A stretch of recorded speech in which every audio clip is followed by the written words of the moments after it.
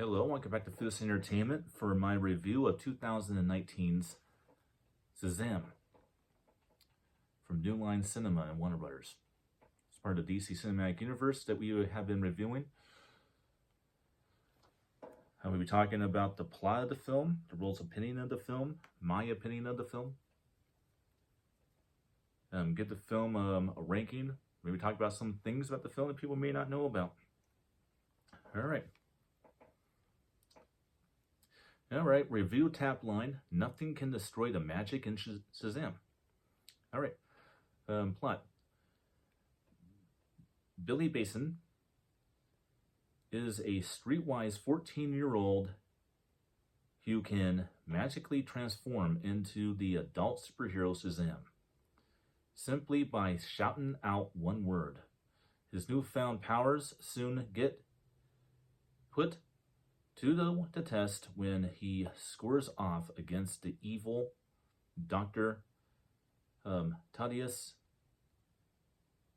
Savannah, I think, played by British actor Mark Strong.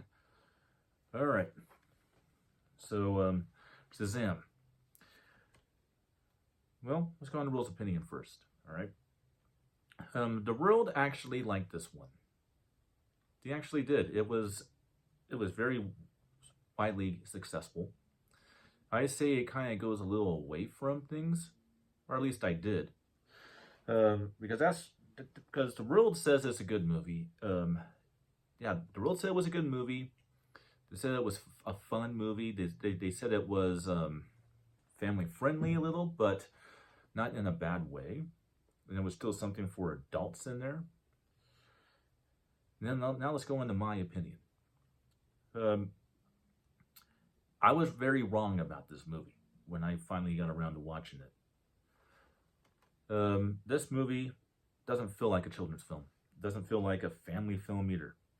There's some dark stuff in here. I would downright say that this film actually has some horror gothic themes in it.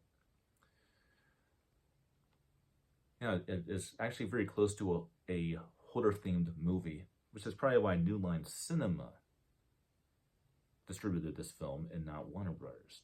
It's probably because of the darker, more gothic nature of the movie, which I thought was cool. And that's what makes this movie interesting to me, is the fact that, yes, it's a family movie. Yes, it's family friendly. But at the same time, right underneath the surface of the movie, this also turns out to be a supernatural horror film hidden underneath it, while being a very fun comic book movie in the DC universe, which I thought was very, very different. And I actually kind of like that. And that's why I'm actually a fan of this movie. And I never thought I would be. When the trailer came out, I thought this movie would look like a joke. It's like, this looks like a freaking joke. I'm not sure about this one.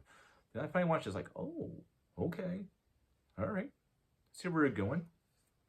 They're making a hybrid here, making a dark, serious, kind of scary supernatural movie, mixed in with a fun superhero film, a comedy in it. I thought that was kind of cool. Kind of has that Ghostbusters vibe, I guess you want to put it like that. All right. Well, the cinematography of the film. Let's go ahead and talk about that. This one kind of goes back to the Zack Snyder look, but it's a hybrid in that too. It kind of has that Zack Snyder look while having sort of like a brighter look at the same time. And I'll just point out that maybe they look like that a little bit for another reason. All of the Zack Snyder directed movies in the DC Cinematic Universe, starting with Man of Steel, have all been HDR10 movies only and have not had to be visioned. While Wonder Woman, the Joss Whedon cut, version of Zack Snyder's Justice League, the theatrical cut, Aquaman, and this one are all in Dolby Vision, and maybe that's the reason why. Now, Wonder Woman was not, but that's for other reasons, obviously. But yeah, the look of it, it's a little bit brighter, but it kind of goes back to that sort of more darker look that you had in Man of Steel through Suicide Squad, so that's kind of cool. Um, all right. Again, nothing really bad to say about this movie at all. I thought that Mark Strong made a very scary villain. I loved the idea of this being a supernatural movie. The way I kind of look at, want to do parallels, I kind of look at Shazam as like the DC's version of Doctor Strange in a lot of ways. But yeah, I just thought that was a fun, very fun film for sure. I like it when they do some supernatural themes in this, which is what led to cool things happening with the Jack Snyder full cut version of Justice League. It definitely does have that darker, more supernatural element about it. like, you know what, we went review it, Justice League already. All right, well, let's get this film a ranking.